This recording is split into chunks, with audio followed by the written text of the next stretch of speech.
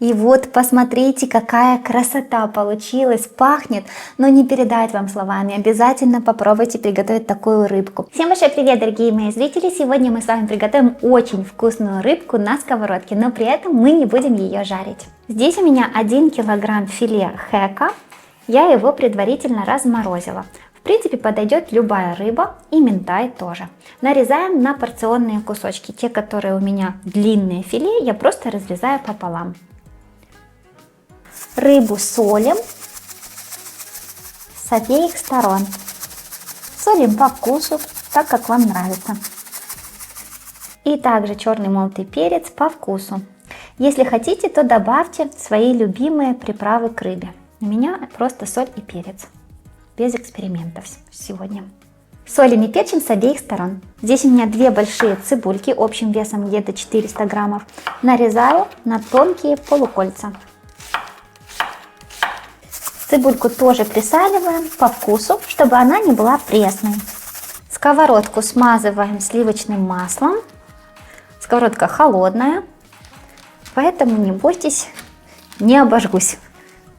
На дно выкладываю половину цибульки и выкладываю половину рыбного филе.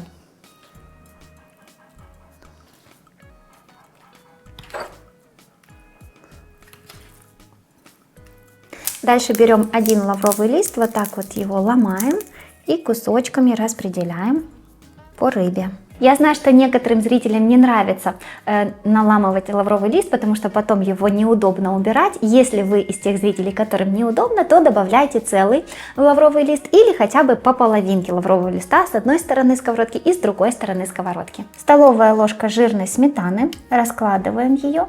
Если хотите, то можно прям смазать филе, но мне нравится, когда остаются вот такие вот островки сметаны на рыбе. Здесь у меня 60 граммов сливочного масла, нарезаю на такие вот тоненькие слайсы и выкладываю сверху. Но рассчитывайте, что это 60 граммов сливочного масла нужно разделить на 2 слоя рыбы. То есть где-то по 30, ну еще немножко я использовала на дно. И также посыпаю горошком. Можно смесь перцев, у меня только черный перец, 7 штучек где-то на этот слой, на первый. Сверху выкладываю вторую часть цибульки.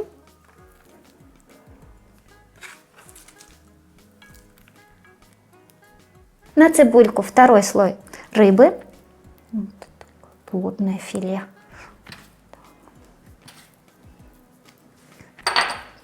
Лавровый лист, вот можете, если вас смущает наламывать, просто на 2 части разделить или на 4.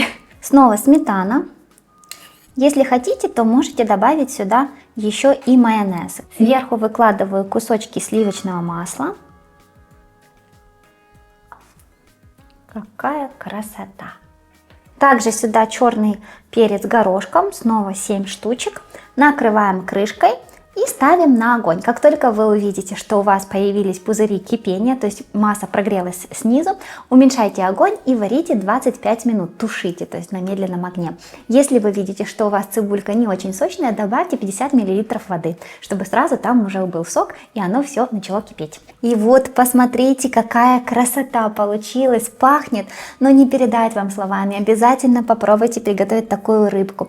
Если у вас лавровый лист вот был на кусочке рыбы, то где-то через 10 минут я просто его переместила в бульончик, чтобы кусочек не был слишком горьким. Или сразу же, когда собираете блюдо, кладите лавровый лист не на рыбу, а где-то рядом, там, где будет у вас бульон, чтобы лавровый лист отдавал свой аромат бульону. Также этим прекрасным бульончиком можно полить рыбу, хотя она снизу вся пропиталась. И вот слой, который у нас внутри, тоже весь пропитанный. Цибулька, она разваривается, становится частью этого вкуснейшего соуса подливки. Поэтому к этому блюду делайте картофельное пюре, рис или же какую-то крупу, кашу любую, потому что эта подливка, она умопомрачительно вкусная. Ну что ж, давайте пробовать. Обязательно нужно пробовать с соусом.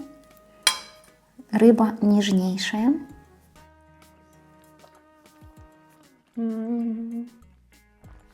Фантастически вкусно. Обязательно приготовьте. Просто такая нежная, вкусная рыба в этом соусе получается, что не передать словами, нужно обязательно приготовить. Всем пока, до новых вкусных рецептов!